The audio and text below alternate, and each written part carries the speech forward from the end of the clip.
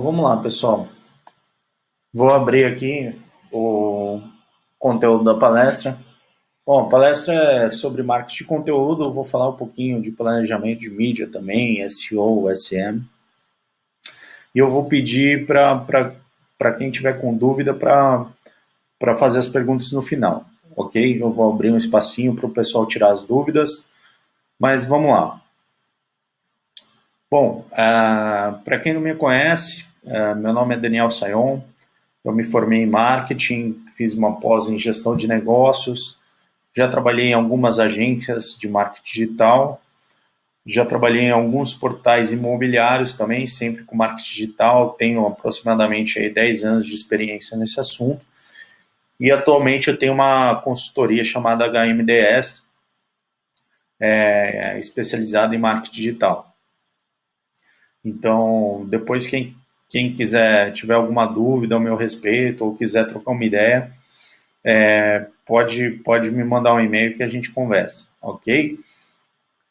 Bom, então, marketing de conteúdo é uma coisa tão complexa, né?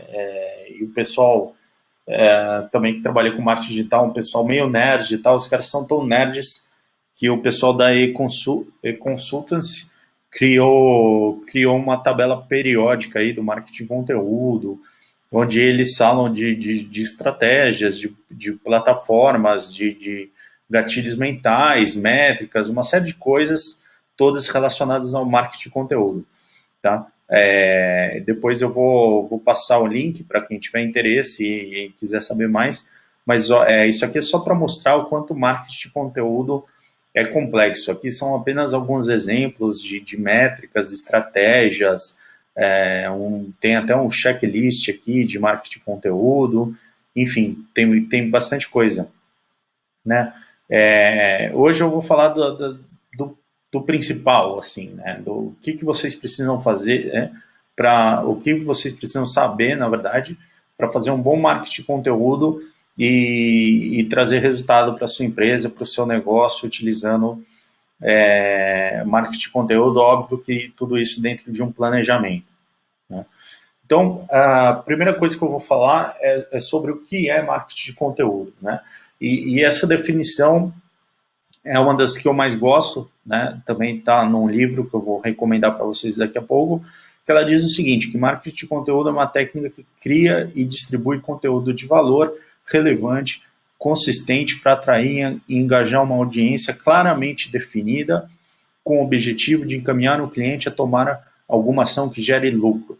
Tá? Essa é a definição do Content Marketing Institute, e tem dois pontos nesse conceito de marketing de conteúdo que eles falam aqui, que eu queria mostrar para vocês, né? O primeiro é o seguinte, óbvio, criar conteúdo de valor, mas principalmente para engajar uma audiência claramente definida, né? Muitas vezes você começa a produzir conteúdo e você não sabe exatamente para quem que você está produzindo, para quem que você está escrevendo, né? E o segundo ponto é uma ação que gere lucro, né? Por quê? Por que isso é importante? Eu entendo que engajamento, né, compartilhamento, tudo isso são coisas importantes para o conteúdo.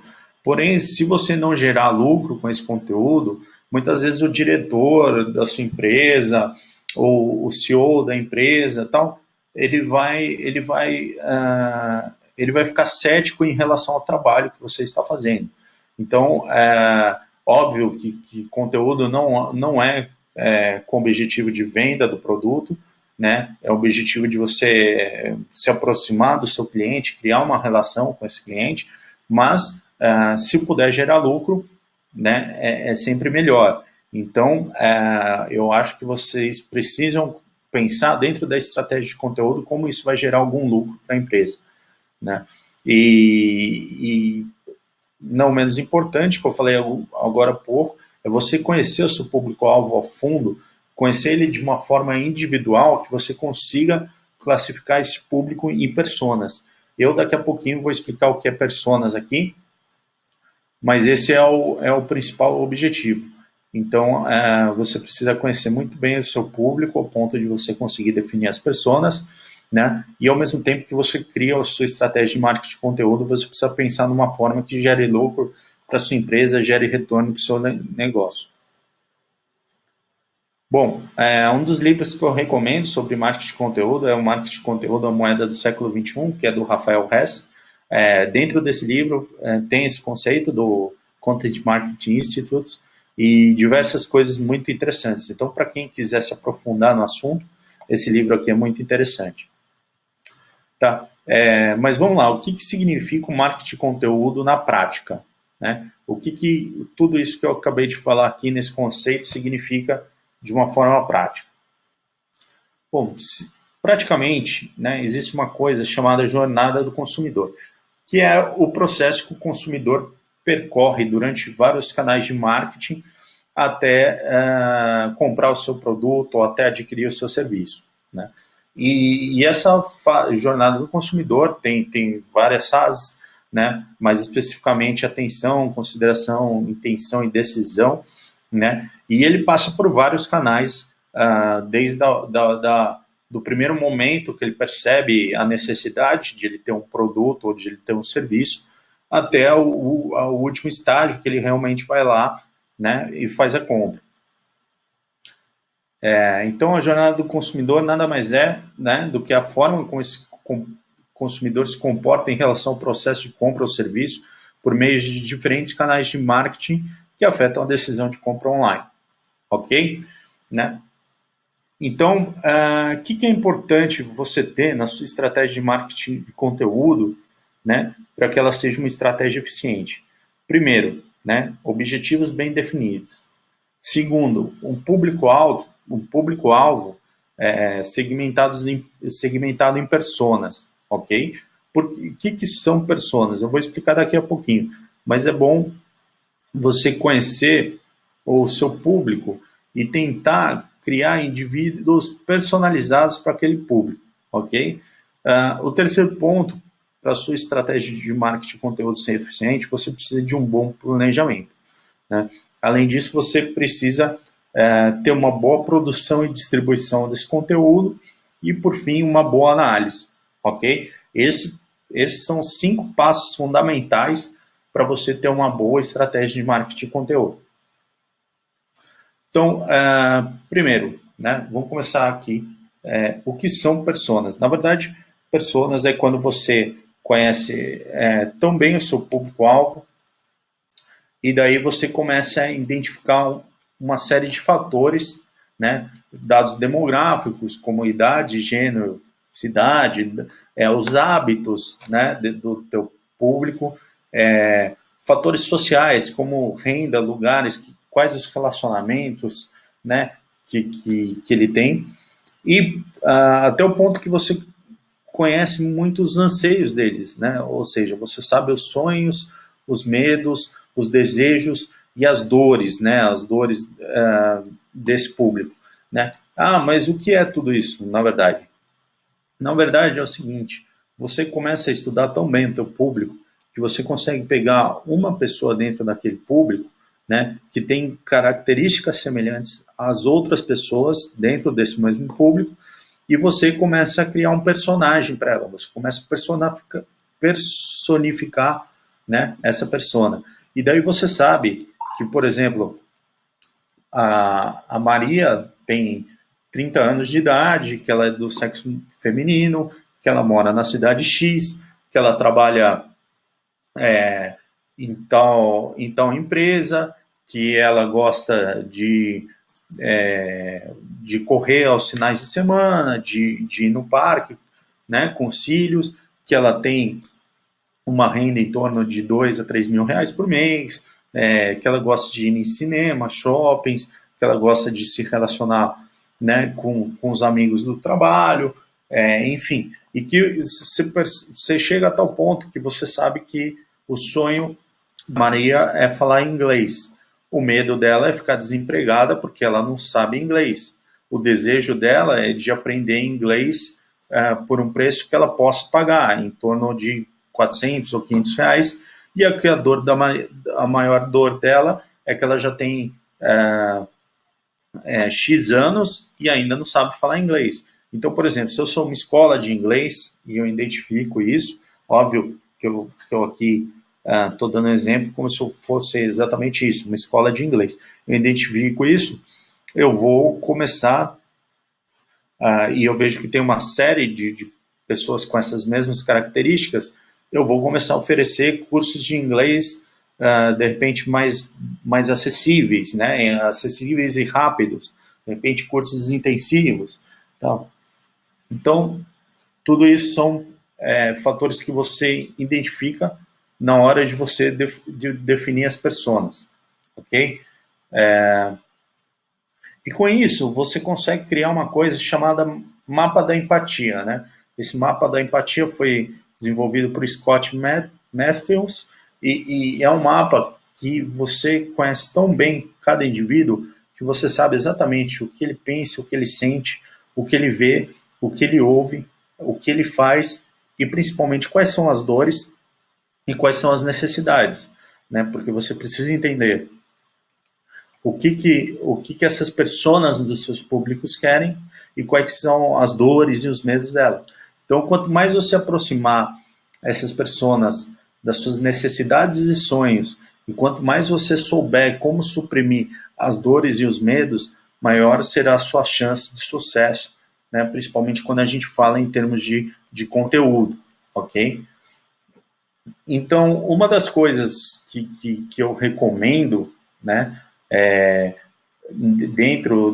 para você chegar a esse ponto de conhecer tão bem o teu público-alvo, ao ponto de você conseguir criar personagens, né, criar personas, uma das coisas que eu recomendo é trabalhar pesquisa, né? Aplica uma pesquisa com seus clientes atuais, aplica uma pesquisa com possíveis clientes, né? Invista em pesquisa de marketing que você vai descobrir todos esses pontos, né? É lógico, foca nisso, né? Pergunta para a pessoa, qual o problema que mais te aflige hoje, ou qual o seu maior sonho, enfim, pode fazer essas perguntas na pesquisa, não tem problema nenhum, né? Quanto mais dados você conseguir com essa pesquisa, principalmente esses aqui, né, dados demográficos, dados de hábitos, dados sociais, enfim, né, e até mesmo os anseios,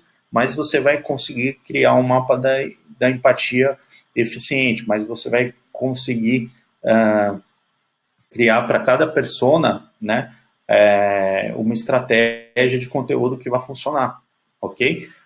As pessoas me perguntam muito isso, né? Falam, mas poxa vida, né? E se meu negócio tiver 50 pessoas, tal? Eu sempre falo o seguinte: comece com as 3 principais, identifica quais são as 3 pessoas e a partir daí, com o tempo, você, óbvio, né? Quanto mais pessoas você tiver e conseguir atender essas pessoas bem, com o tempo você vai escalando isso, ok? Bom, tem uma outra coisa que eu preciso falar, que é sobre planejamento. Que eu gosto de fazer, né? Eu gosto de criar um processinho, né? Aquele famoso funil de marketing, de atração, conversão, aproximação, né? Satisfação, né? E eu gosto de ver como os concorrentes estão trabalhando com esse processo de marketing digital, né? Então, mas antes eu vou falar o que é esse processo, né? Eu tenho lá o meu funil de marketing digital que tem todas essas etapas. Então, por exemplo, na parte de atração, eu posso criar uma estratégia para atrair as pessoas para o meu site. Como eu posso fazer isso? Através de blog, otimizando o meu site para ele aparecer bem no Google, que é a famosa estratégia de SEO, né? Trabalhar otimização de sites. E eu posso fazer isso através de sprayer, divulgando conteúdo em mídias sociais. Eu posso fazer isso através de anúncios, né? Então, e daí na parte de conversão eu posso otimizar minhas páginas de destino, minhas páginas pouso, né? Ou seja, as páginas que os usuários chegam no meu site, eu posso otimizar para que tenham ali chamadas mais específicas, eu posso tirar o menu para quando o cara chegar numa página que é um carrinho de compra, por exemplo, ele não tenha muito como sair dali, né? Eu posso deixar só o botão home, tirar os outros links, enfim, eu posso fazer todo um processo de otimização para que eu tenha mais conversão. Na fase de aproximação, eu posso trabalhar, de repente, uma estratégia de remarketing, né? De apresentar anúncios para os caras que já visitaram o meu site, eu posso mandar e-mail específicos, eu posso ter uma ferramenta de CRM, né? Falando, bem comunicando direto com esse cliente, né? Enfim, eu tenho aí várias estratégias para cada uma. Né? Na parte de satisfação também, depois que o cara comprou isso, poucas empresas trabalham pós-venda, mas é essencial para você conseguir manter os clientes. Então, você pode criar um conteúdo. O que é Smart Content, por exemplo? É um conteúdo específico que você vai criar para pessoas que compraram um produto específico. Esse é um bom exemplo. Então, eu tenho lá no meu e-commerce, todo mundo que comprou televisão, a televisão X, Y, Z, eu vou criar um conteúdo só para quem comprou a televisão XYZ, eu posso mandar para o e-mail marketing, dando dicas, por exemplo. Né? Enfim, eu posso trabalhar pesquisa de mercado, né? E eu posso trabalhar uma série de coisas, mas é importante também você saber o que a sua concorrência está fazendo nesse funil de marketing digital aí, né? Nesse processo, funil não, desculpa, processo de marketing digital. Tem algumas pessoas que chamam de funil, também eu não gosto muito de chamar de funil, prefiro chamar de processo, mas isso é só nomenclatura. Óbvio que esse processo não vai funcionar se você não tiver agregado valor ao teu produto, ao teu serviço. Se você não criar um valor, um diferencial, né, e daí que a estratégia de conteúdo também é muito forte, porque você, através do seu conteúdo, você precisa comunicar todo o valor agregado ao teu produto, ao teu serviço, para que as pessoas tenham percepção disso. Né? É o que eu sempre falo, as pessoas ficam achando que isso é criado através de anúncio. Não, gente, agregar valor você cria dentro da empresa, você atrela isso diretamente ao seu produto, ao seu serviço. Né? A percepção de valor, que é uma coisa diferente, aí sim você vai trabalhar nas mídias sociais, você vai trabalhar aí no seu conteúdo. Né? Mas o teu produto em si, ele tem que ter um diferencial, ele tem que ter um valor agregado, ele tem que ter algo que né, faça com que as pessoas notem a diferença do seu concorrente. Né? Se você vende desentupidor de privada, por exemplo, você precisa criar algo diferente ali, de repente um desentupidor de privada colorido, de repente um desentupidor de privada automático, de repente um desentupidor de privada que as pessoas não têm que colocar a mão ali e tal, mas você tem que agregar algum valor ao teu produto, algum valor que vai te diferenciar dos seus concorrentes, né? É o teu produto, o teu serviço, isso é essencial, né? Por isso aqui, por si só, muitas vezes não funciona esse processo, né? Mas, criado um valor, criado algo que diferencia o teu produto ou serviço, isso costuma funcionar muito bem. E daí entra a nossa estratégia. O que eu gosto de fazer, por exemplo? Para criar minhas ações de conteúdo, de marketing de conteúdo, eu gosto de cruzar os meus processos de marketing digital com a jornada do consumidor. Né? Então, para cada, por exemplo, aqui, percepção e atenção, né? Eu gosto de pensar em ações que eu vou despertar tanto a percepção, né, que está na fase do cara perceber a necessidade dele, junto com a etapa que eu vou chamar a atenção dele. Então, eu vou pensar numa ação, pensando em marketing de conteúdo, num conteúdo específico, que vai fazer esse trabalho. E depois eu vou pensar também, eu posso pegar aqui, por exemplo, e cruzar aqui, né? Posso pegar e pensar quando ele está na fase de conversão, que ele já está considerando comprar meu produto, que tipo de conteúdo eu vou criar para essa fase, né? Então, a minha estratégia de marketing de conteúdo muitas vezes se baseia nisso, né? Em todo que eu cruzo o processo de marketing com a jornada do consumidor. E daí eu bolo uma ação para cada fase da jornada, né? Assim para cada fase do meu processo de marketing, ok? Vamos lá. A única coisa que eu fiz sem planejamento e não me arrependi foram meus filhos, né? Gêmeos. Então, todo o resto, sempre que eu vou começar uma campanha tal, que eu não tenho um bom planejamento, eu acabo me arrependendo porque tende a não dar certo, né? Se eu não criar um planejamento de conteúdo, né, ver quais mídias eu vou trabalhar e tudo mais, nem adianta começar que não vai acabar bem, ok? E daí as pessoas, na hora de criar aqui o conteúdo, geralmente me perguntam, qual o melhor tipo de conteúdo? Que posts vão dar resultado? Qual a frequência ideal? Qual o melhor formato? Né? Eu sempre falo que não existe resposta pronta. Né? Na internet, as pessoas falam de guru e tal, isso não existe. Né? O que existe é você criar, começar a produzir, criar métricas para avaliar se isso está dando resultado ou não e reavaliar sempre. Uma coisa que eu gosto muito de trabalhar é teste AB, né? Crio duas versões de um mesmo conteúdo, né? É lógico que falando de um mesmo assunto, de formas diferentes e vejo qual funciona melhor. Então, qual o melhor tipo de conteúdo? Depende do seu negócio. Se você tem uma advocacia, por exemplo, o melhor tipo de conteúdo é um conteúdo que vai informar os seus clientes, que vai educar os seus clientes, que vai dar uma noção para os seus clientes. Se você tem vamos supor que você é um suporte técnico informática, né? Você dá dicas, criar tutoriais de informática, né? Falar o que o cara tem que fazer para resolver cada problema, talvez esse seja o melhor conteúdo para você. Então não existe um melhor tipo de conteúdo. O que existe é você ter noção de qual é o seu negócio, qual é o teu core business, como funciona, como as pessoas vão enxergar essa percepção de valor que você criou dentro do seu negócio. E daí, para cada negócio, tem um tipo de conteúdo, ok? Que posts vão dar resultado?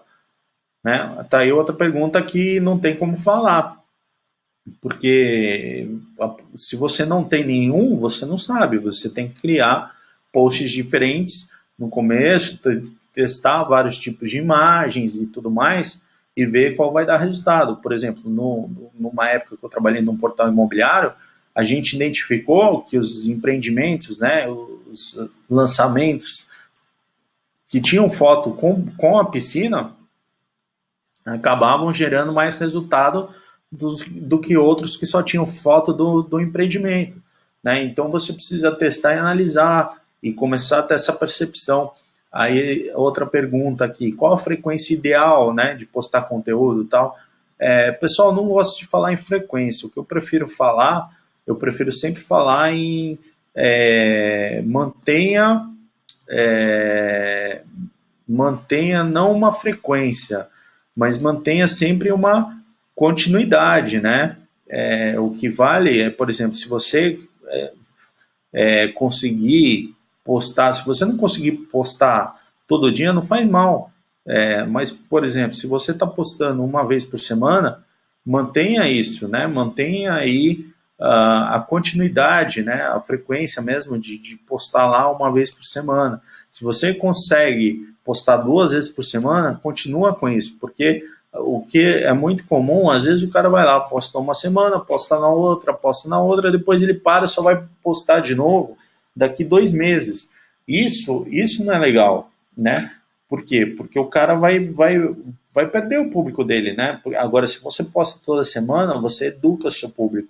Se você posta todo dia, você educa o seu público. O pessoal fica acostumado a ler as suas coisas diariamente, a ler as suas coisas semanalmente. Então, não importa se você vai postar todo dia ou se você vai postar uma vez por semana, né? Mas mantenha aí uma frequência que você consiga dar conta, ok? Se você é pequeno, fala, só consigo fazer um post por mês. Faça um post por mês, vá aumentando a frequência conforme o tempo, né? Mas daí, quando você adquirir braço suficiente para postar todo dia, né, não quebre essa consistência, porque daí você vai estar perdendo o teu público, né? Você vai estar perdendo aí, o pessoal vai achar estranho, né? Vai perder a consistência do público. Basicamente é isso. Né? Qual o melhor formato? Vídeo, imagem e tal? O melhor formato é aquele que você vai conseguir fazer e você vai conseguir fazer bem, né? E vai agradar mais o teu público. Então, por exemplo, se você é uma empresa que vende videogame, né, o que eu recomendo, né, é fazer gameplays no YouTube. No caso, o melhor formato é vídeo, né? Se você é uma empresa que vende, sei lá, de repente uma empresa mais com foco no B2B, de repente o melhor formato é texto, é informativos e tudo mais. Se você é uma empresa de música, o melhor formato pode ser podcast, pode ser áudios e tudo mais. Lembrando que para o Google, você pode otimizar um vídeo para o Google, um áudio para o Google, mas o Google sempre gosta que esse conteúdo esteja acompanhado de texto. Então, se você faz um site com o objetivo de ranquear bem no Google, eu recomendo que tenha conteúdo por escrito também, tá? Então, o melhor formato vai depender sempre também dos seus objetivos, ok? Bom, aqui é uma imagem do Content Tools, né, do site contenttools.com.br, que explica bem esse lance aí que a gente falou aqui no slide anterior, de tipo de conteúdo, né? Porque aqui você tem o conteúdo, tipos de conteúdo para entreter pessoas, você tem para inspirar, você tem para convencer, você tem para educar. Então, é o que eu falei, depende muito do teu negócio.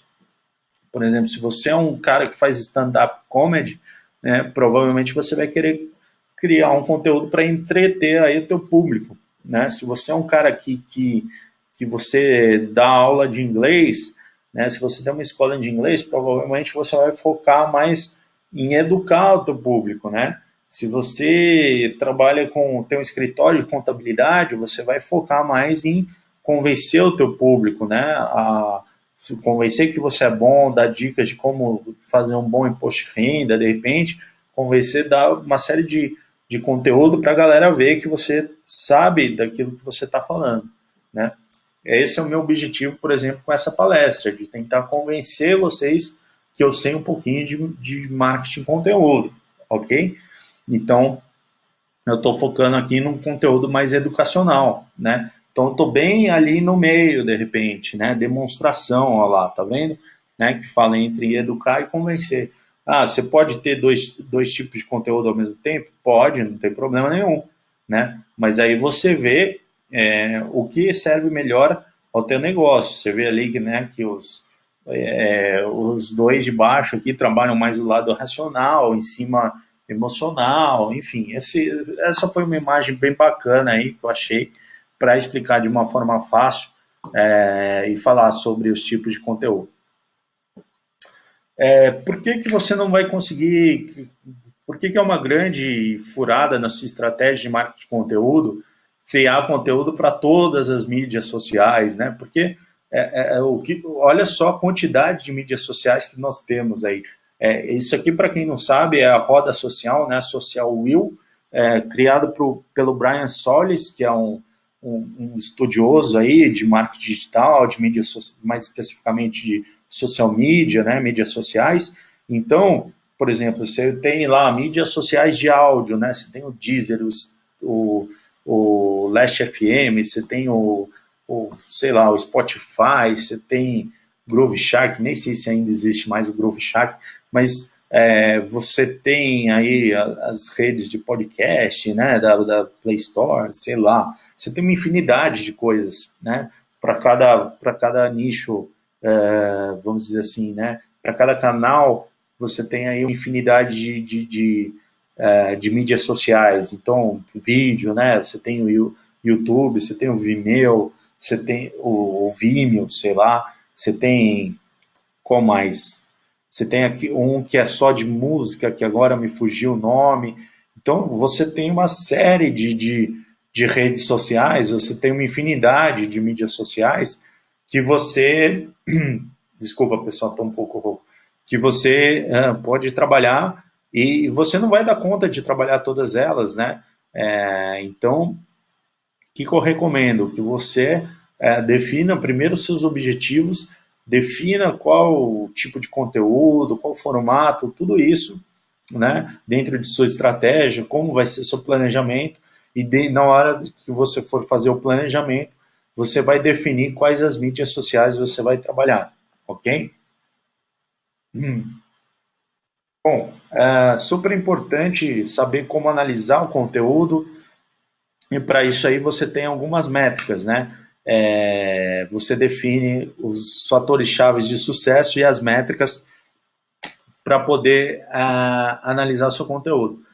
O que é fator chave de sucesso, né? KPI, que é fator chave de sucesso, e métricas, é a mesma coisa? Não, não é a mesma coisa. Por exemplo, no caso de um escritor, o fator chave de sucesso dele pode ser a criatividade, né? A métrica que ele vai analisar é quantos livros ele vendeu, quantas tiragens, né, teve de publicação, tudo isso são métricas.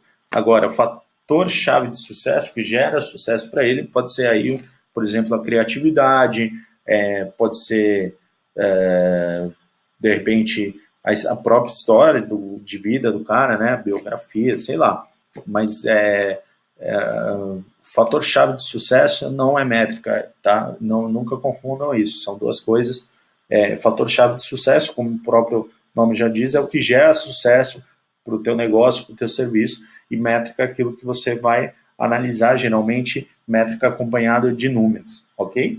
Então aí você tem aí métricas de consumo, né, que para quem consome esse conteúdo, visualização de página, taxa de rejeição, visitas por página, tempo no site barra página, fluxo de navegação, conversões, alcance, né? Tudo isso você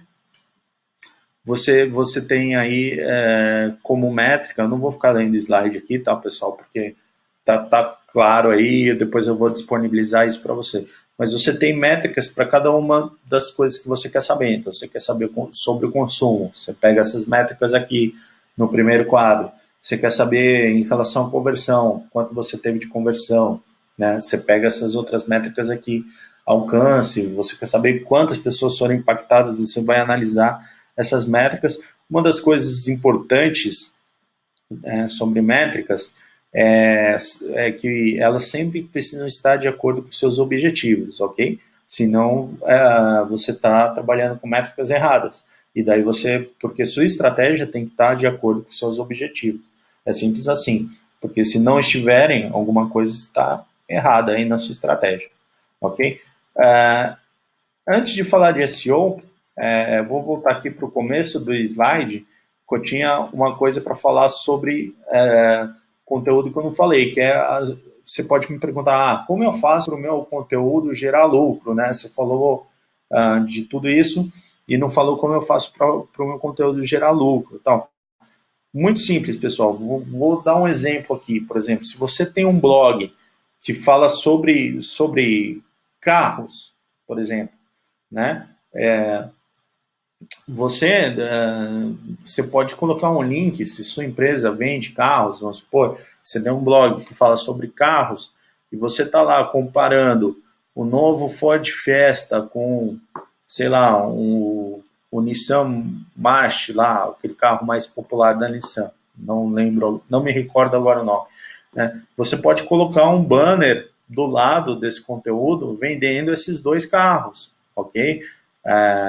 Então, por exemplo, se você é uma Web Motors, né, uma empresa que nem a Web Motors, está fazendo um conteúdo comparando esses dois lançamentos, por que você não coloca um banner linkando para o lugar que vende já esses carros, né? Você pode colocar um banner do novo Ford Fiesta, pode colocar um banner lá do Nissan, e daí vai direto. Se o cara clicar, ele está lendo o conteúdo, provavelmente ele tem interesse, ou ele já pensa em comprar um desses carros, tem ali um bannerzinho do lado que ele vai clicar e vai para a área e vai acabar comprando um desses carros, né? São ações simples assim que geram lucro, né? Então é incrível. Mas outro dia eu entrei num site, né, de carros, de uma revista famosa, não vou falar o nome aqui, mas de uma revista famosa que fala sobre o carro, comparando os dois modelos, tal.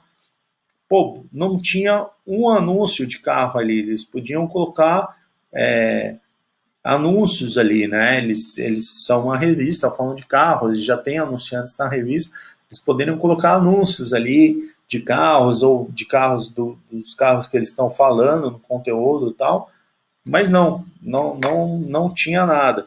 Então, assim, pensem sempre em como vocês podem gerar lucro para a empresa através do conteúdo, pensem sempre como vocês podem gerar lucro para vocês, mas lembrando que o objetivo primário do marketing de conteúdo não é gerar lucro, é criar um relacionamento com o cliente. Através disso, se você conseguir gerar lucro, o lucro, outra coisa que é importante falar, o lucro ele não precisa ser imediato, tá? Então, por exemplo, se você não tem um banner de carro, não tem nada assim, se você tem um blog de carro, nada impede de que você coloque um banner ali do lado para aumentar a sua lista de e-mails, né? Então, por exemplo, quer receber mais novidades sobre esse assunto, sei lá, assine aqui nossa newsletter, sei lá, o cara pega um e-mail e você vai mandando conteúdo para esse cara periodicamente, nada impede que um desses e-mails, né, seja, de repente, um e-mail sobre lançamentos de carros e tudo mais, para que você, uma hora, consiga converter isso em lucro. Então, assim, a questão é, não precisa gerar lucro de imediato, você não está querendo empurrar uma venda quando você trabalha em marketing de conteúdo, né? Isso até mesmo péssimo para o marketing de conteúdo, você querer empurrar a venda, né? Mas você, a longo prazo, como é que você vai, a questão é, como é que você vai trabalhar esse relacionamento, né, dentro do marketing de conteúdo, até a hora que o cara vai falar, pô, se eu quero comprar esse produto, eu vou comprar desses caras que eu já tenho um relacionamento legal com eles, entendeu? É esse o ponto. Bom, vamos lá falar de SEO agora, e planejamento de mídia. Ok, para quem não sabe, SEO é um conjunto de técnicas, né, que visa melhorar o seu posicionamento para os mecanismos de busca, assim como Google, Yahoo e tudo mais. Então, quando o usuário digita um termo de busca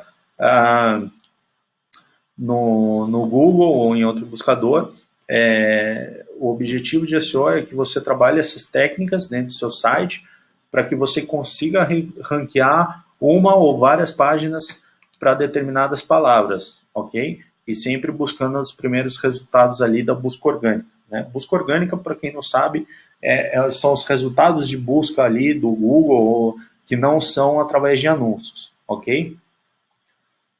Então, os três pilares de uma estratégia de SEO é você ter um site dentro das diretrizes do Google, né? Então, um site bem estruturado, né? Com uma boa arquitetura, uma linguagem de programação que seja amigável aos buscadores, né? Que esse site ele seja de preferência ou em HTML ou em PHP, né? Nunca em Flash, por exemplo, porque os buscadores têm dificuldade para ler Flash. Então, se seu site for em Flash ou todo em JavaScript, vai ser meio todo em Java, aliás, vai ser meio difícil para os buscadores lerem o seu site. Então, pense em ter uma boa arquitetura do site compatível com os buscadores, ok? Se você digitar diretrizes para webmasters do Google, vocês vão ver lá todas as diretrizes que o Google fala que seu site tem que ter para ele ser amigável ao Google, ok? Bom, também você precisa ter um conteúdo relevante, ou seja, se eu tenho uma página ali que fale de tomate, então essa página que fala de tomate não pode ter banana, né? Então, assim, se você está vendendo tomate ali, colocando lá no título do seu site, compre tomate aqui, né? Os melhores tomates estão aqui, não sei o quê. Não adianta você ter banana ali no meio, que essa página não vai ser relevante para o Google, ok? Então, sempre com conteúdo relevante sobre aquilo que você está falando, sobre aquilo que você está anunciando, né? Então, se o teu site está lá, né, mais para frente eu vou explicar o que são meta tags aqui, mas se estão com as meta tags falando de tomate, você não pode ter dentro do conteúdo banana ou algo assim, né? E por último, links, né? O que são links? São referências de outros sites apontando para o seu, né? E de preferência né, que vocês tenham autoridade com isso. Então, por exemplo, é meio estranho eu estar num site que vende, se eu tenho um site de carros, por exemplo, eu não posso ter muitos links de sites que falam de frutas, por exemplo, porque não tem nada a ver com o meu nicho de negócio.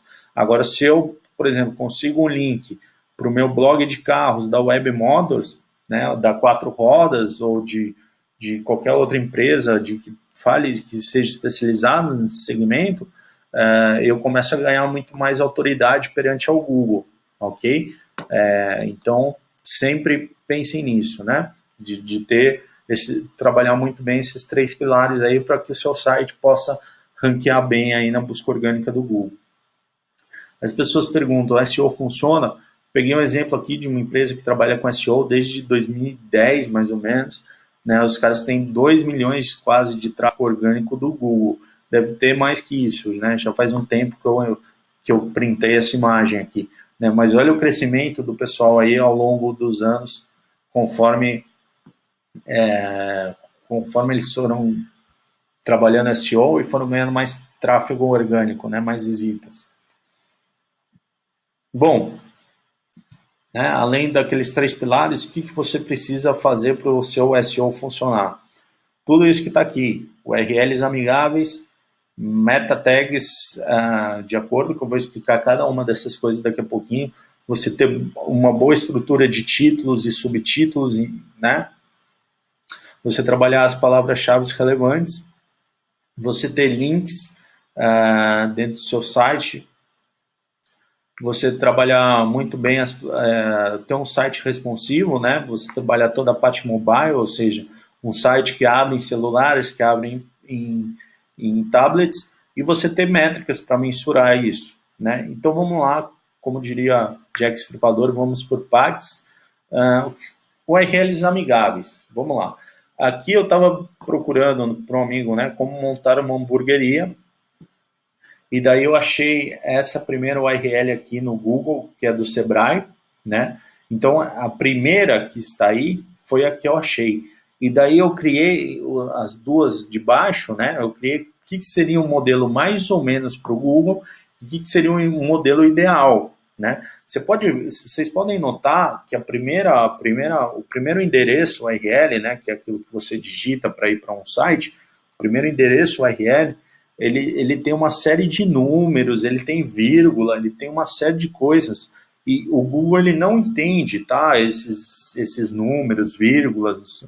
Então, o ideal seria que fosse uma URL mais amigável.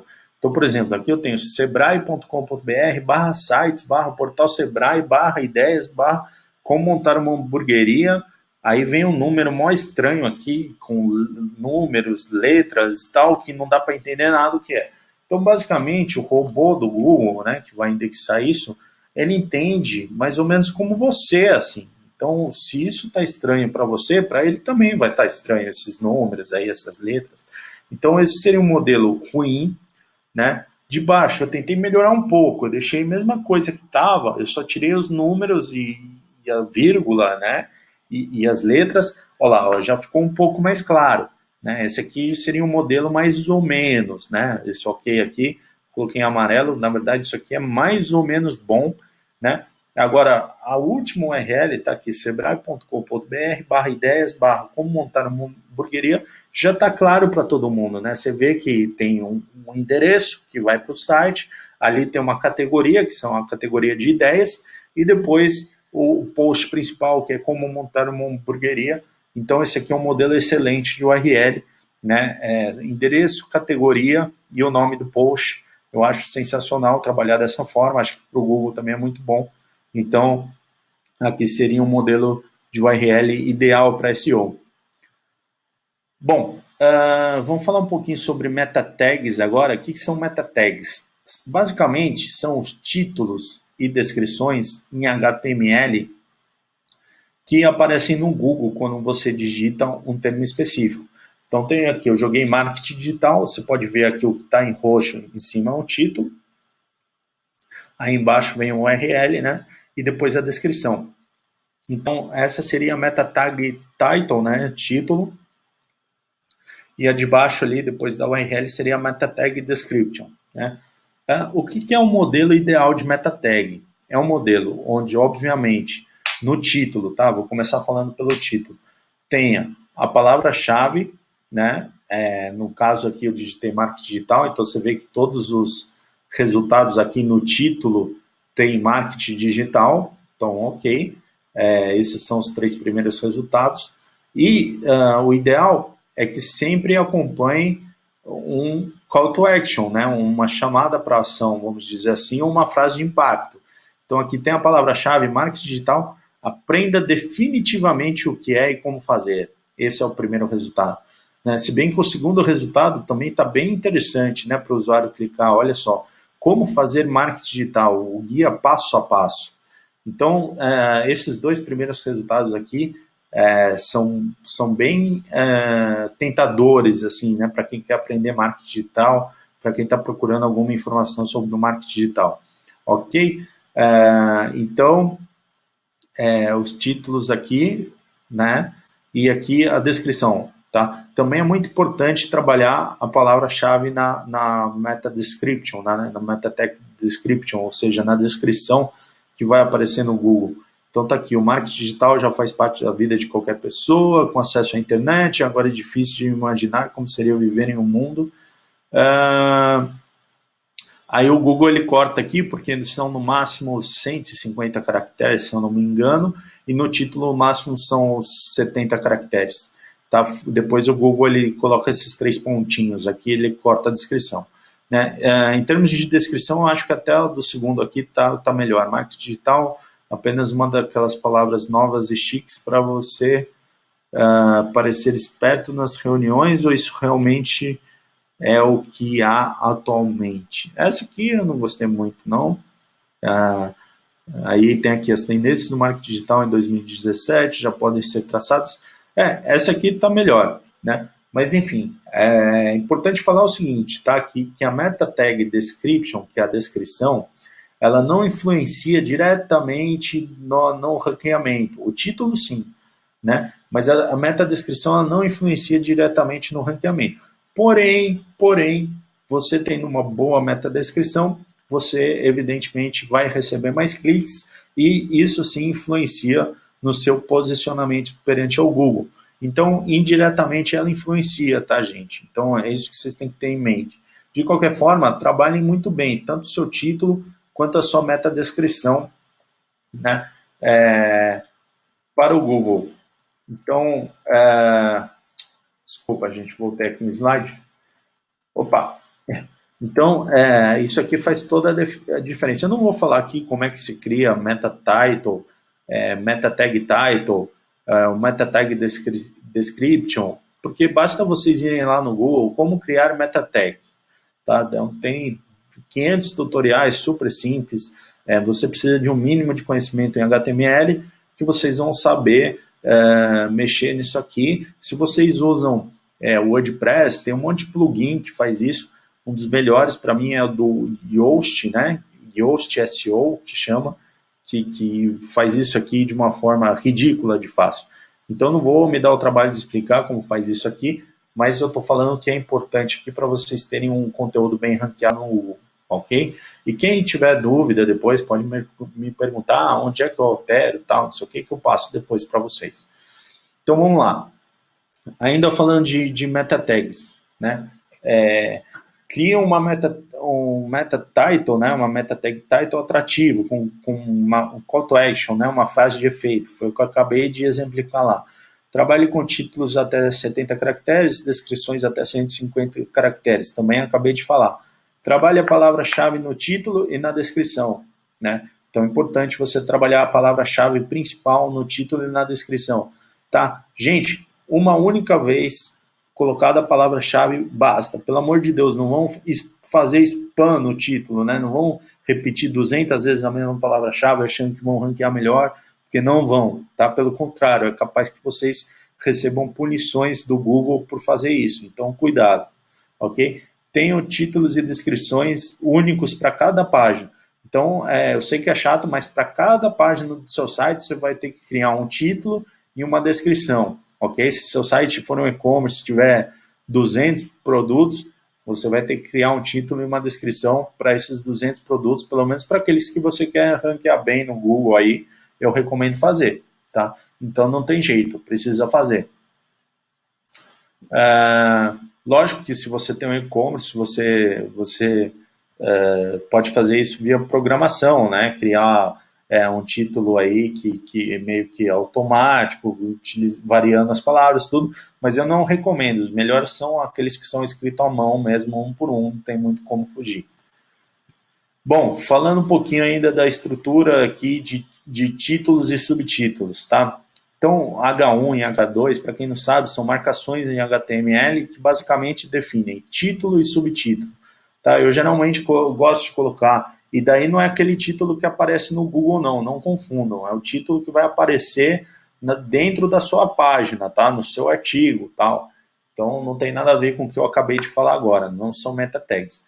Bom, então, título, eu gosto de trabalhar sempre com H1, né, que é essa marcação em HTML, e o subtítulo, né, eu gosto sempre de colocar em H2. Por quê? Porque essa é a marcação já de subtítulo. Se tiver um subtítulo dentro do subtítulo, aí seguindo uma hierarquia, seria H3, né, e aí vai até o H6. Mas geralmente para o Google, o que é importante? Você estruturar entre H1, que é o título principal, e toda vez que for colocar um subtítulo, trabalhar H2, tá? H2, depois se tiver outro subtítulo, H2 de novo. Se tiver um subtítulo relacionado ao subtítulo que você já criou, aí sim vai para o H3, tá? Por quê? O que isso faz? Basicamente, ele diz para o Google como o seu artigo, o seu conteúdo, o seu post ali, ele está estruturado, ok? Uma das coisas que eu gosto de trabalhar tanto no títulos quanto nos subtítulos são frases de efeito, né? Ou call to actions, coisas que causam impacto ali, né? Então, por exemplo, você pode falar o novo Ford Ka, aí você pode colocar lá o tracinho o mais possante da categoria, né? Tudo isso são call to actions aí, frases de efeito, chamadas para ação, no caso, algo para despertar ali para o usuário continuar lendo o seu post, o seu conteúdo. Aqui tem um exemplo, né? Olha lá, 10 dicas para passar no Enem. Ali é o título em H1, né? E depois tem ali em H2, como passar no Enem em 2017, né? Aqui o cara repetiu, né? No Enem em 2017, nem precisava ter colocado Enem em 2017, que ele já tinha colocado no título, né? Cuidado para não repetir muito a palavra-chave principal também, para não spamar, né? Ele podia ter colocado ali só como passar no Enem, enfim, mas tá bom, é um bom título, um bom subtítulo, um exemplo legal aí que eu peguei para mostrar para vocês. O que mais que vocês precisam saber em termos de Google? Evitar copiar e duplicar o conteúdo, tá? Para o Google, porque assim, o Google ele não penaliza conteúdo duplicado, mas, por exemplo, se você copia conteúdo de outro site, né? Se você duplica, ou até mesmo do seu site, se você colocar o mesmo conteúdo em várias páginas, o que ele faz? Quando ele tem um conteúdo muito semelhante, ele não sabe qual conteúdo ele deve priorizar, pode ser que ele não priorize esse conteúdo, entendeu? Então pode ser que ele não ache que aquilo seja relevante para aparecer nas buscas. De uma maneira bem simplória é isso, né? E óbvio, se você copiar do outro site, ele vai dar relevância para aquele que está lá há mais tempo. Então não vale a pena copiar nem duplicar o conteúdo, tá? Toma cuidado aí, se você quiser encher o teu site de conteúdo, toma cuidado para não copiar e nem gerar conteúdo duplicado, né? Qual que é o conceito de conteúdo copiado? É você pegar o conteúdo de um site e copiar no seu site. Agora, duplicado, né, é quando, por exemplo, você tem dois endereços URL ali diferentes com o mesmo conteúdo. Então, toma cuidado, porque se você tiver no seu site a versão www.seusite.com.br e conseguir também acessar o seu site sem o www, isso por si só já duplica o conteúdo, né? Então, problemas técnicos também, às vezes, mesmo que sem querer, acabam aí duplicando o conteúdo do seu site, né? Então, fiquem espertos com isso, porque tem aí uma diretriz do Google que eu copiei e coloquei aí, que ele fala sobre isso, né? Ele fala que que eles que vão escolher aí se seu conteúdo tiver duplicado, se ele é relevante ou não para aparecer no Google.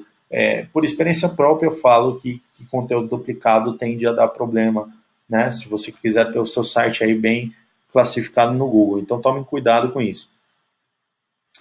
Bom, palavras-chave, é interessante quando você vai otimizar um site, você saber quais palavras-chave você vai utilizar. Então, para saber exatamente quanto tem de volume de busca, quais as palavras-chave mais buscadas no Google ou em outros buscadores aí, eu particularmente utilizo essa ferramenta. Então, eu monto uma listinha de palavras-chave, jogo lá, né, para saber aí quanto tem de busca mensais. Então, a palavra carro à venda, por exemplo, tem uma média aí de 22 mil, né, 22.200 buscas mês, né? Então, essa ferramenta é muito interessante, ela te dá também, no caso se você anuncia a palavra, ou se você quer anunciar, quanto custa mais ou menos, te dá uma série de informações bacanas, mas quando eu vou trabalhar SEO especificamente, eu me atento a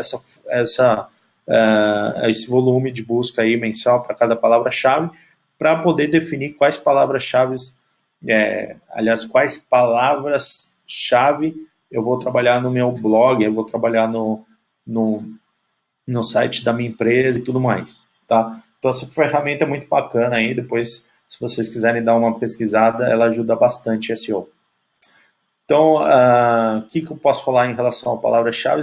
É exatamente isso aqui. Analise o volume de busca das palavras relevantes para o seu negócio, trabalhe com as palavras de acordo com as personas. Então, por exemplo, se você identificar lá que tem a pessoa que quer fazer um curso de inglês rápido, veja quais palavras são relevantes para isso. Se você quiser aquela que está o estudante que acabou de entrar e quer fazer um curso de inglês, o curso de inglês normal, tal, né? Não aquele que é intensivo, desculpa, ele quer fazer um normal e você tem outra pessoa que quer fazer um intensivo, elas vão procurar automaticamente palavras diferentes, né? Então você precisa saber quais palavras você vai trabalhar para cada persona, tá? Então defina aí as palavras para cada persona que envolve o seu negócio. Trabalhe o conceito de cauda longa. O que é isso, cauda longa? Cauda longa é a variação da palavra principal, né? Por exemplo, se eu tenho um site de carros, não vou trabalhar só carros, né? Eu posso trabalhar carros à venda, carros 2015, carros 2016, carros 2014, sei lá, todos os anos, todos os modelos. Então, vai ser, porque, por exemplo, muitos concorrentes, se eu tenho um site de carro, já devem estar bem posicionados para essa palavra carros. Né? Em vez de eu ficar brigando com esses caras por uma palavra que é tão competitiva quanto essa, eu posso escolher palavras que têm um bom volume de busca, porém não tenham tanta competição. Né? Então eu vou, né, utilizar lá SEMrush ou até mesmo ter uma ferramenta dentro do Google AdWords, mas daí ele só vai te dar uma estimativa de busca, né? Ele não vai te dar, ele só vai falar se tem a busca alta, média ou baixa, ele não vai te dar o volume de busca exato, por isso que eu gosto dessa ferramenta. Mas eu posso utilizar lá o planejador de palavras-chave do AdWords, pelo menos para ter uma ideia, né, de quanto tem de busca cada palavra, se eu não quero pagar uma ferramenta, né, porque essa ferramenta aí que eu mostrei, acho que ela custa uns $100 mês, por aí, é meio cara, mas vale a pena, viu? Vale a pena, porque ela tem uma série de recursos, então você consegue aí descobrir quais são as palavras aí, cauda longa, né, a variação das palavras, da palavra principal, que tem bastante busca também e não tem tanta gente trabalhando, né? Bom, links, né? O que vale a pena falar sobre links, né? Trabalhe links internos dentro do seu site, né? Óbvio que para você conseguir autoridade, você precisa conseguir links de outros sites que tenham a ver com o seu negócio, né? Mas para você ranquear bem também, você pode colocar, por exemplo, você está falando de carros Ford, né? Você tem uma página lá, utilizando de novo esse exemplo do site de carros, que tem lá carros da Ford. Você pode escrever um texto ali e citar alguns modelos, né? Falar sobre o novo Ford Ka, falar sobre a nova EcoSport e falar sobre o novo... Puxa, tô mal aqui de carro, não sei. Falar sobre a S10, não é da Ford, né? Sei lá, falar sobre mais um carro da Ford. Para todos esses que você citar ali no texto, você pode pegar a palavra que você citou e colocar um link direto para a página do novo Ford Ka, direto para a página da nova da EcoSport, entendeu? E você pode linkar internamente, né, dentro do seu artigo para essas outras páginas aí. Por quê? Por que isso é importante, né? Porque o que vai acontecer quando você linkar dentro do seu site uma outra página, né, que tem essa palavra e tudo mais? Você vai estar passando a força dessa página, né, porque quando um site linka para você, você recebe uma força, né, que é o famoso PageRank, né, e daí ele passa uma força para o seu site. Essa força fica lá. Se você quiser distribuir o peso dessa força, que aí já entra um pouquinho mais técnico, né, que é o link juice, você precisa linkar páginas internamente dentro do seu site. E quando você linka de uma palavra, que nem Ford Ka, para uma página que tem os carros novo Ford Ka, sei lá, você vai estar dando um entendimento para o Google que aquela página é importante para o termo Ford Ka. Isso vai fazer com que o seu site também ajude a ranquear seu site melhor no Google também para esse tipo de palavra, né? Então, é bom sempre linkar também internamente com a palavra que está ali no texto para uma página interna do seu site, tá? Para site externo, né, se você vai conseguir um link de um site, de outro site que está fora do seu site para o seu site, aí cuidado, aí não pode usar a palavra para linkar, né? Não pode usar, é só o link mesmo, ou no máximo o nome da sua marca, tá? Porque antigamente podia colocar lá Ford Ka com link em cima da palavra direto para o seu site, em outro site, né? Estou falando. Hoje não pode mais, porque o pessoal começou a abusar dessa prática e o Google vetou isso, né? Então, dentro do seu site não tem problema nenhum você linkar com a palavra, é até bom, mas fora é só o link mesmo, o nome da marca, tá? Talvez fique um pouco confuso aí, porque eu estou falando de duas coisas diferentes, né? Uma é link interno, outra é link externo, mas depois eu explico, né? Para quem ficar com dúvida, eu explico um pouquinho mais de calma como é que funciona isso, tá? Então, trabalhe links internos dentro do seu site para que o Google possa distribuir aí a força dentro das páginas internas. Cuidado para não usar, tá, gente? Vai fazer um artigo, escreve lá, bota 20 links. Não, no máximo 3, pelo amor de Deus, tá? Não vão criar vários links ali dentro de um artigo só para outras páginas do seu site. Coloca ali no máximo 3 links, tá bom? Não abusa muito dessa prática, não. Né? Busque links externos em sites relacionados com o seu negócio e foque em produzir conteúdo que as pessoas queiram linkar ou recomendar naturalmente. Então, óbvio que se você escrever um bom conteúdo útil para suas pessoas, para o seu público e tal, essas pessoas vão querer compartilhar naturalmente com as outras pessoas esses links. Bom, entrando aí na parte do mobile, eu peguei um dado bem desatualizado, ó. 2014, 61% dos usuários, né, tendiam naquela época a deixar a página se ela não oferecesse uma experiência móvel boa. Isso é o Google falando em 2014. Hoje deve ser no mínimo 90%, porque todo mundo acessa as coisas do celular, do tablet, né? Então tenham aí sempre um site responsivo, que tem uma boa usabilidade mobile. O que é uma boa usabilidade mobile? Sabe quando você vai clicar no negócio lá com o seu dedo e você não consegue abrir o link ali, porque o cara não otimizou o negócio para quando você fosse lá e colocasse o dedo? Então, basicamente, você ter uma boa usabilidade mobile é que quando o cara acessar o seu site do celular, ele consiga navegar ali tranquilamente, entender onde estão todos os menus, todas as coisas do seu site, para que ele possa navegar numa boa, tá? Isso é você ter um mobile friendly usability, né? A usabilidade mobile. E faça com que suas páginas mobile carreguem rápido, né? Agora tem um negócio que chama AMP, que é um sistema que você implementa no seu site, que ele faz que suas páginas no celular carreguem muito mais rápido. Isso é essencial, gente, porque aqui no Brasil todo mundo sabe que aí a internet não é legal no celular, quando você está na rua, tal, não sei o quê. Então é super importante fazer com que o seu site carregue rápido na versão mobile, para que as pessoas possam navegar ali e chegar direto no objetivo, ok? Então, aí tem mais uma pesquisa, velha também, né, mas que as pesquisas pelo Google em dispositivos móveis ultrapassam pela primeira vez aceitas no PC. Esse artigo aí é de 2015, né? Imagina hoje como é que está. Então, aqui tem uma ferramenta para você testar se seu site é mobile friendly, né? É amigável aos dispositivos móveis. Eu vou deixar aí, tá com o link aí embaixo, depois vocês podem fazer o teste.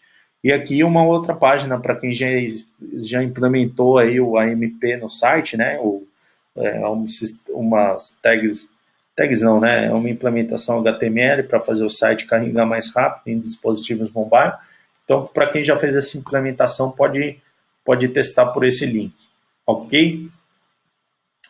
Bom, métricas que eu analiso em SEO. Autoridade do domínio ou Domain Authority, que nada mais é do que aquela avaliação do Google para ver se o quanto seu site tem autoridade, né? E daí vai depender tanto do conteúdo que você coloca dentro dele, quanto dos links de outros sites que você consegue. O Most Trust também, quanto seu site é confiável, né? Quais as fontes que linkam para você, essas fontes são confiáveis, né? O Domain Authority e o Most Trust são métricas desenvolvidas pela Moz, tá? Que na verdade é a maior empresa de software de SEO do mundo. Então, se você entrar lá no site moz.com, eles têm uma barra lá, uma barra para navegador, que você instala e você consegue analisar essas métricas aí, tá? Uma outra coisa que eu vejo é a quantidade de páginas indexadas de um site. Você pode simplesmente verificar isso digitando no Google site, 2 pontos, e o endereço do site, tá? Aí você vai ver quantas páginas estão indexadas no Google e daí isso você pode utilizar como métrica, né? Óbvio que eu vejo quantos, através da SEMrush, que é aquela ferramenta que eu mostrei para vocês, eu consigo ver ali os meus rankings, né? Quanto eu estou em cada posição, para cada palavra-chave, né? Para quais palavras-chave eu estou aparecendo, e daí eu agrupo isso em categorias, né? E faço uma análise de visibilidade, né? Aí já é um pouco mais complexo, talvez isso aí seja matéria para uma outra palestra, que eu posso explicar, porque aí, para explicar, vai chão, mas basicamente eu grupo minhas palavras-chave por categoria para poder fazer essa análise, tá? Porque senão é natural uma palavra-chave oscilar no Google, né? Então eu não posso ficar vendo de palavra-chave, senão você fica meio paranoico, né?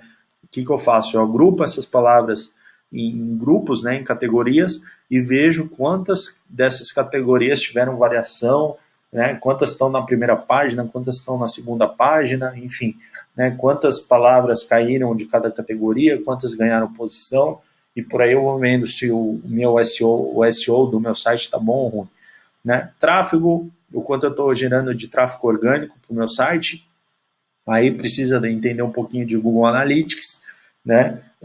Também pretendo fazer mais para frente uma palestra sobre Google Analytics, né? E a parte de quanto eu estou vendendo ou quantas pessoas estão convertendo, né? Pela busca orgânica, né? Que chegam através da busca no Google, né? Busca natural, e vão lá e fazem uma aquisição do meu negócio, do meu produto, do meu serviço, pedem um orçamento, enfim. Tudo isso eu analiso para tentar entender, né, se está bom ou ruim o posicionamento do meu site. Bom, e daí se você não é a Bela Gil, olha, ia falar Preta Gil, hein? Se você não é a Bela Gil, você não vai conseguir viver só de orgânico, né? Porque a Bela Gil, sim, consegue viver só de mídia orgânica. A gente precisa de mídia paga também, né? Então, como é que é o meu processo aí para definir quais mídias eu vou trabalhar, fazer o meu planejamento de mídia?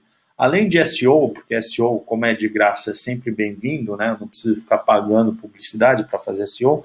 Eu faço meu planejamento de mídia, de mídia paga, né? Mídia que eu vou fazer, ou eu vou fazer links patrocinados, ou eu vou fazer anúncio no Facebook, mas eu defino isso com base no meu conteúdo, qual o tipo de conteúdo que eu vou trabalhar para cada mídia, qual segmentação eu vou trabalhar, né? Então, basicamente, quem são as personas ali que eu vou trabalhar, e daí cada persona tem um conteúdo próprio, né? E quanto eu quero gastar, qual vai ser a minha estratégia de lance, quanto eu vou colocar em cada um dos meus anúncios, lembrando que eu faço um conteúdo para cada persona, ou seja, é um anúncio para cada persona, e daí eu vou ver quais as mídias são mais interessantes para trabalhar, e por último eu vou analisar, né?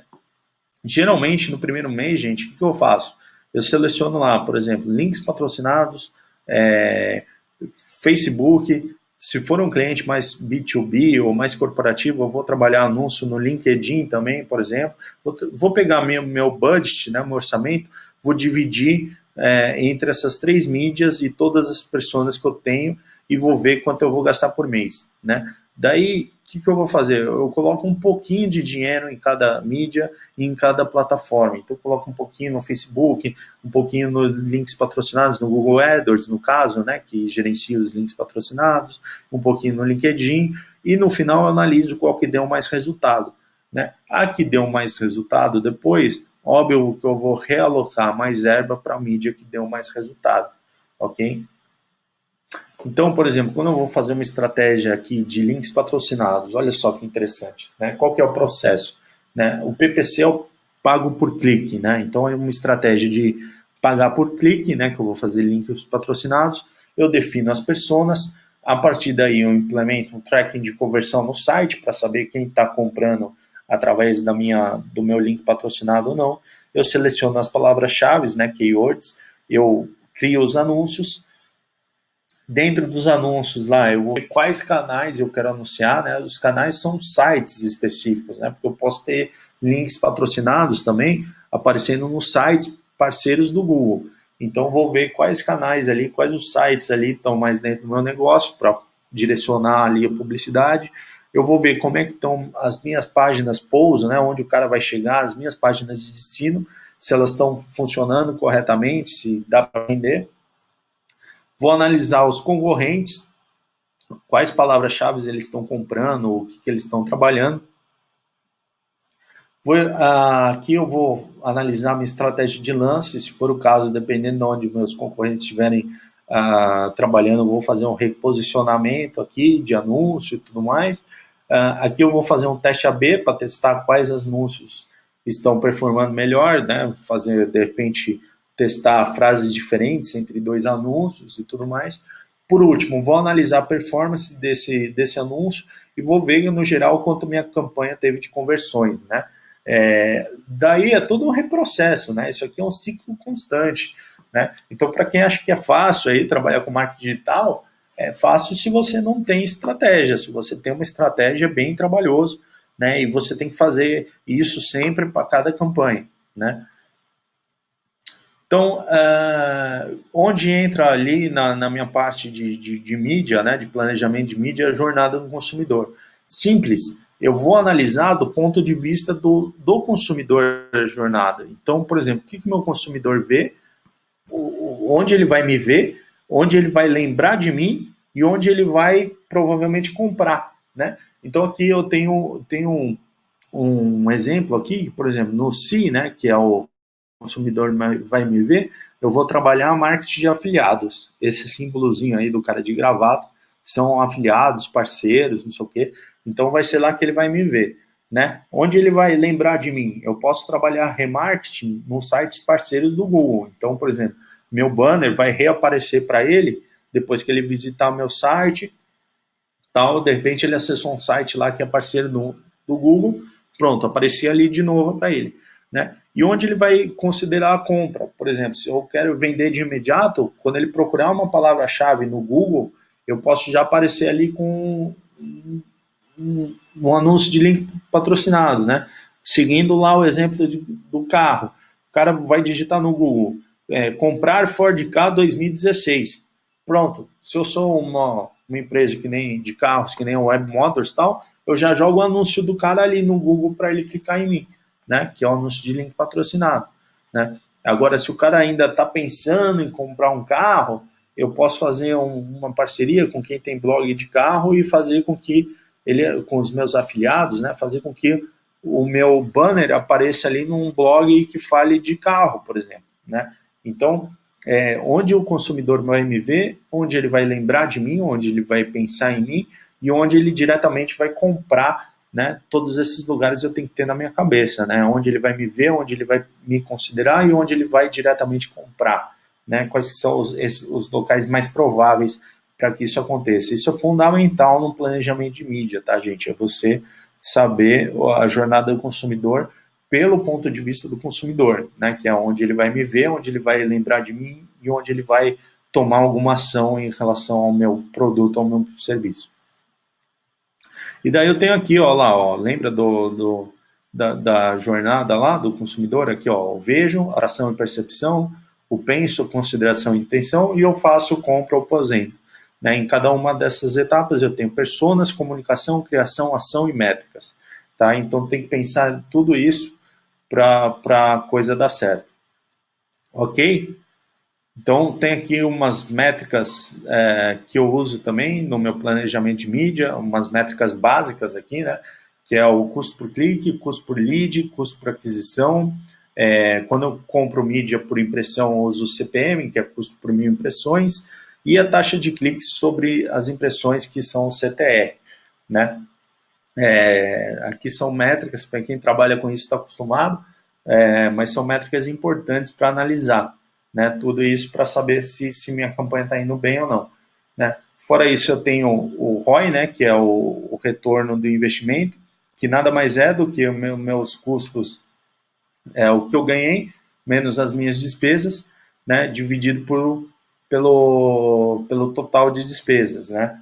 Então, é o lucro menos a despesa dividido pelo total de despesa. Ok? E daí eu tenho o meu retorno sobre o investimento. Bom, uma das coisas que eu gosto de fazer é criar dashboards automáticos para acompanhar a performance. Então, depois eu vou mostrar como se faz isso, de repente, numa próxima palestra. Mas todo relatório que você puder automatizar é essencial para que você não tenha que ficar lá criando relatório toda vez que você quer ver alguma coisa, né? Então, eu gosto muito de montar dashboards. Tem uma ferramenta do Google que chama Google Data Studio, que integra com o Google Analytics, que você pode criar lá seus painéis, seus dashboards para acompanhar o resultado em tempo real, né? Então, eu tenho alguns exemplos aqui, ó, tráfego de campanha e tal, que eu simplesmente abro lá o dash e está lá o que eu preciso saber, né? Então, isso é ideal para você acompanhar a performance, por exemplo, né? Bom, dicas que valem ouro, que valem dinheiro, né? Acompanhe seu ROI, né? O retorno sobre investimento, né? E também o ROAS, que é o retorno sobre anúncio perto, né? Depois vocês podem procurar no Google como calcular ROI, como calcular ROAS, né? Tem lá todas as formulinhas. Bom, analise e teste modelos de atribuição. O que são modelos de atribuição? Gente, quando você cria uma campanha no Analytics, por default, né, ele pega sempre o modelo do último clique. Então, você só consegue ver suas vendas, né, vamos falar assim, a partir de quem clicou por último, de repente, no anúncio, né? Agora, se você muda lá o modelo de atribuição para primeiro clique, você vai ver onde o usuário foi o primeiro antes dele comprar. Né? O que eu gosto de trabalhar mesmo é o modelo linear. Por quê? Porque daí eu vejo todas as mídias que influenciaram no papel, no papel de compra. Né? Eu vejo ali toda a jornada do consumidor online, pelo menos. Né? Porque, por exemplo, ele pode ter procurado no Google o produto achado pelo Google, depois ele saiu do site, aí apareceu um anúncio para ele, ele foi lá, fez a compra. Né? No modelo de último clique, eu só vou ter o anúncio que levou para ele fazer a compra. Eu não vou ver que o cara primeiro procurou no Google e tal.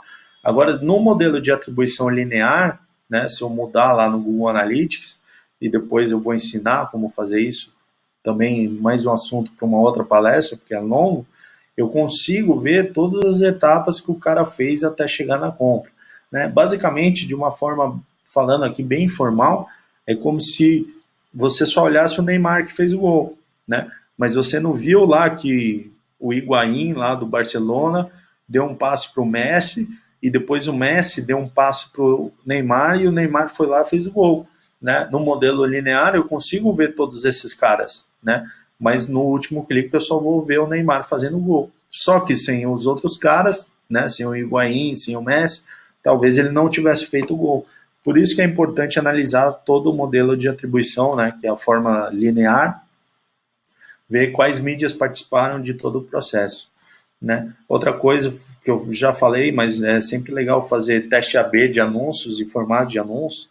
Então, você testar tanto mudar os textos, quanto mudar as imagens e mudar os formatos, né? Fazer, de repente, anúncio em vídeo também, para ver o que está te dando mais resultado, né?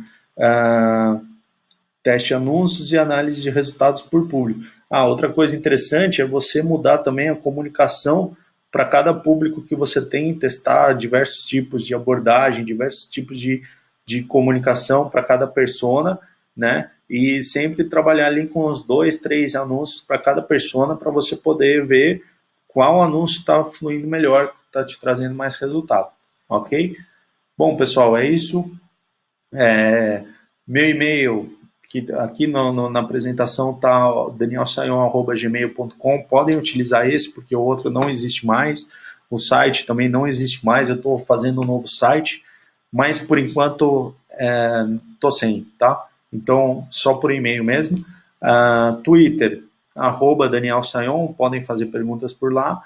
E é isso aí, pessoal. Espero que vocês tenham gostado da apresentação. Eu vou encerrando por aqui. Eu só quero saber se tem alguém aí que ainda está com alguma dúvida, alguma coisa. Deixa eu só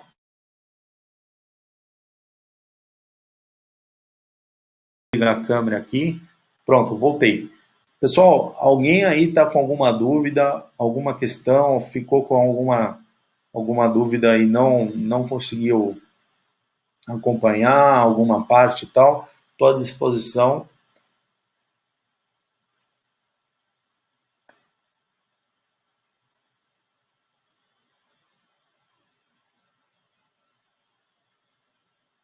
Ok, pessoal. Então vou encerrando por aqui. Quem tiver mais alguma dúvida, pode me perguntar depois. Valeu? Falou, obrigado e até a próxima terça-feira. Fui. Tchau.